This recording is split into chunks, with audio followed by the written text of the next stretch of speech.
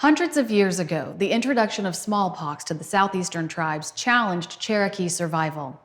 In this Cherokee almanac, we learn that despite the loss of life, Cherokee people upheld traditional and innovative ways of protecting our communities.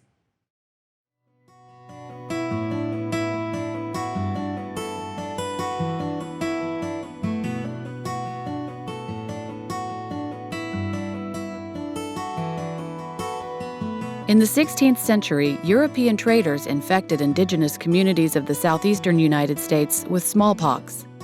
Over the span of the next century, Cherokee people developed ways of protecting their communities from the virus through traditional practices and innovation. Since time immemorial, Cherokees approached illness and its treatment holistically. Regardless of how symptoms manifested, Cherokees sought to restore balance, or tohi, through community ceremonies, medicinal remedies, and purification rituals. Tohi means three things that we can use it for. One is moving along at your own pace. The other is peace and serenity, and the other is wellness, mentally and physically. All of those things, by the way, you can't have one without the other. And for thousands of years, they strove to maintain that kind of world.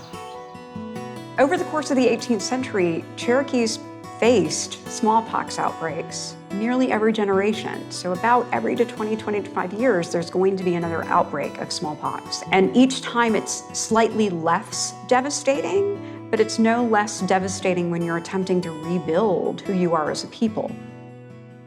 As Cherokees and other tribes were brought deeper into Euro-American trade networks, Cherokee communities grew more susceptible to the spread of smallpox and other diseases. We had three major epidemics, but when that started, we started praying, asking for help against those diseases. And so I think the booger dance was a real psychological tool that was strong in a lot of different ways. I think that's the big purpose of it, is to get people's mindset to where they can be comfortable with what's going on. Is a way of mentally conditioning, the community to respond to these catastrophic events. Hornet nest masks, I was always told, were used after the introduction of smallpox. And when the dancers would dance, a lot of times they'd wear a hornet nest mask like this, and as they danced, they'd have it on, and then they would rip that, they'd just tear that mask off their face like that, representing how the smallpox was affecting their skin and how it was tearing them up and making them die, So the prayer was asking the Creator for help against the sickness.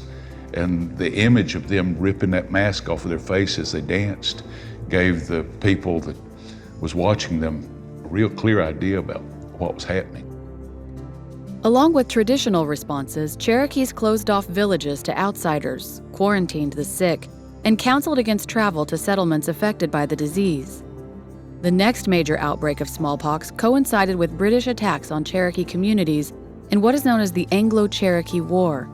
Between 1759 and 1761, the British used a scorched earth strategy, burning Cherokee crops and villages. These attacks triggered widespread famine and the spread of smallpox to the lower and overhill towns.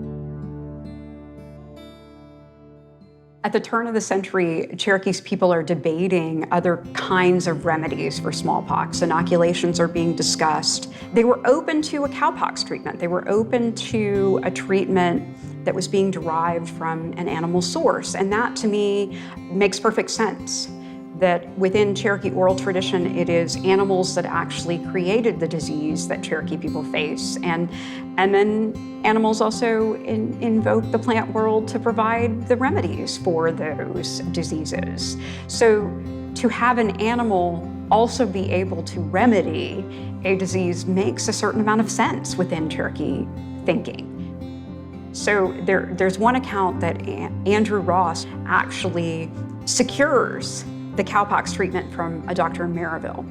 And the doctor arrives and instead comes in prepared to treat Cherokee people with the pustules. And Cherokee people send the doctor away, and the doctor receives $150 for the services not rendered, which is a huge amount of money. And yet it's indicative of Cherokees being assertive about the kind of rights they have when they're securing services, and an unwillingness to take something because a white doctor says that they should. And so I think that this is a continuation of both understanding that Cherokee people have adapted. They're thinking about smallpox, and at the same time have thought about these issues through who they are as Cherokee people and how they think about these things over time.